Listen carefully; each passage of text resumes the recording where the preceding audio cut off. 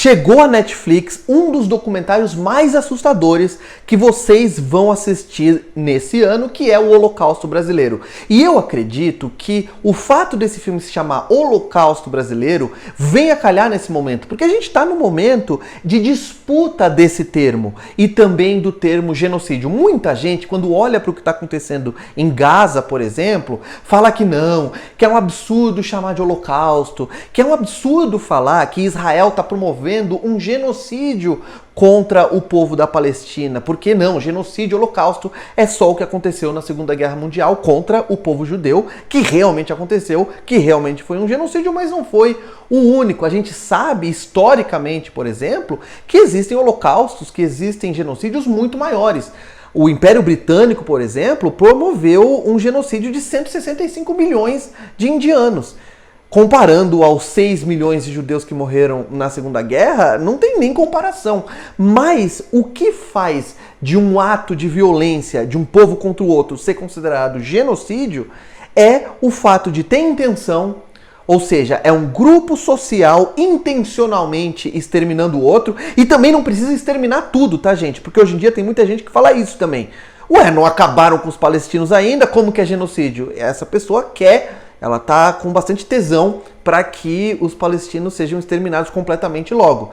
Mas, além disso, para ser um holocausto, para ser um genocídio, precisa também haver método. E esse método não precisa ser câmara de gás, não precisa ser campo de concentração, não precisa ser bombardeio, como está acontecendo em Gaza, não precisa ser a explosão de fontes de água, ou então de hospitais, de todas as maneiras que um povo tem de se manter sobrevivendo, presos a uma área de terra muito limitada e à mercê dos bombardeios diários, como está acontecendo lá em Gaza. Os métodos podem variar, é isso que eu quero dizer.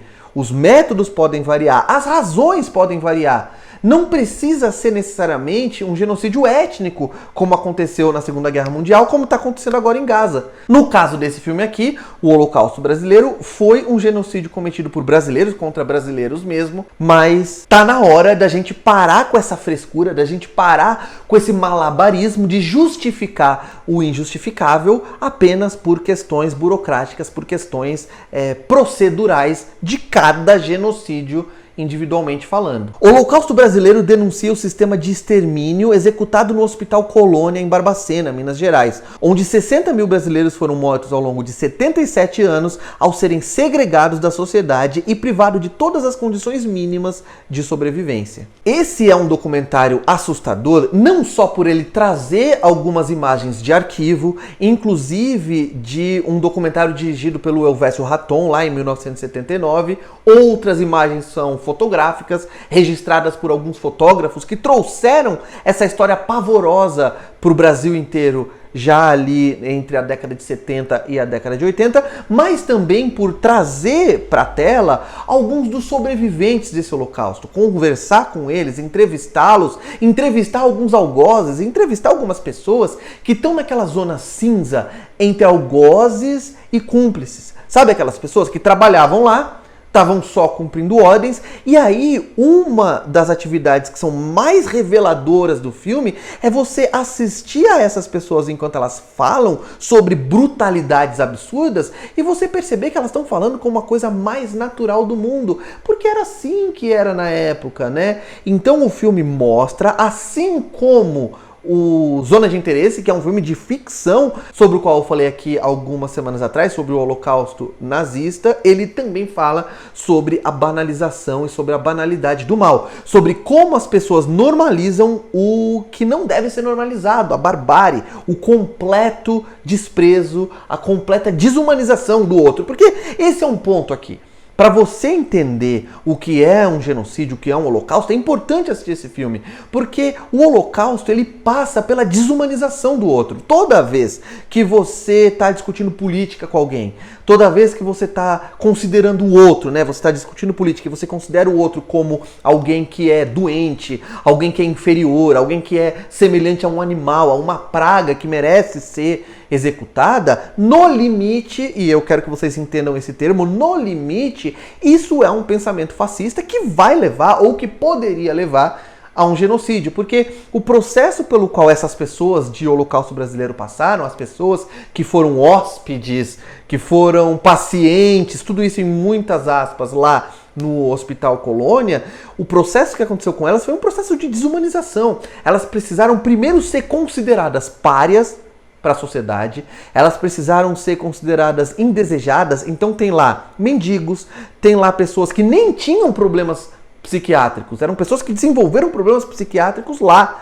Tinha lá também crianças abandonadas, crianças que eram indesejadas ou mesmo que não podiam ser criadas pelos pais, que foram despejadas lá e que acabaram desenvolvendo todo tipo de doença, que acabaram morrendo de inanição, muitas delas, que acabaram desenvolvendo transtornos psiquiátricos incuráveis. Então, o filme é sobre o processo que leva um grupo de pessoas a exterminar um outro grupo de pessoas, que pode ser étnico, pode ser de nacionalidade, pode ser religioso, ou pode ser apenas por qualquer razão aleatória que faça um determinado grupo de pessoas considerar um outro grupo de pessoas inferior, indesejado, indigno do mínimo que qualquer ser humano deveria ter direito para poder sobreviver, que é água, que é comida, que é uma cama, que é um lugar para dormir, que é abrigo, que é tratamento de saúde e etc. Tem algumas cenas bastante tristes. Eu fiquei particularmente tocado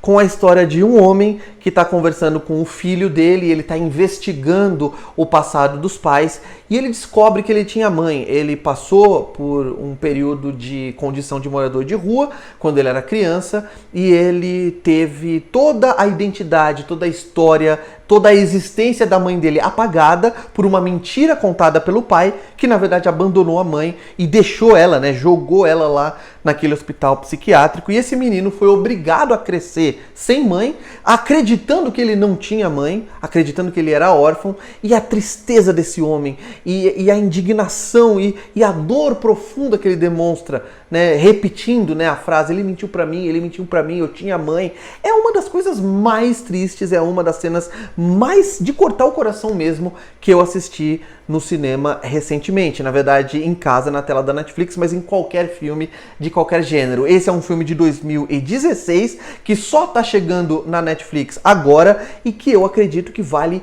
muito a experiência. O filme não precisa ter uma linguagem sofisticada, ele não precisa ser um filme. Eu me irrito quando críticos fazem isso, ficam exigindo que documentários tenham uma linguagem narrativa e audiovisual de vanguarda e que desafie as normas tradicionais desse tipo de filme. Ele não é um documentário de vanguarda, mas ele é um documentário absolutamente revelador e quem merece todos os aplausos do mundo são principalmente a Daniela Arbex, que foi a autora do livro e que agora também é co-diretora do filme, e o Armando Mendes, que dirige o filme junto com ela. E em primeiro lugar, além de tudo que eu falei, eles merecem todos os elogios do mundo por terem dado o nome para essa história tenebrosa que essa história tenebrosa merece, que é Holocausto Brasileiro. Assistam ao filme, só não assistam, obviamente, comendo pipoca, à noite ali com a família, para se divertir,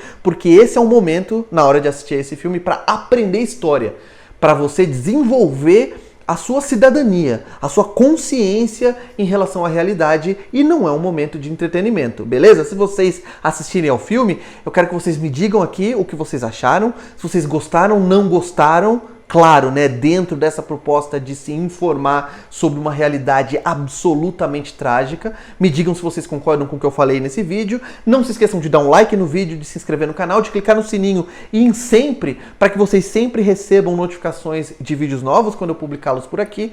E por hoje é isso. Um abraço, tchau.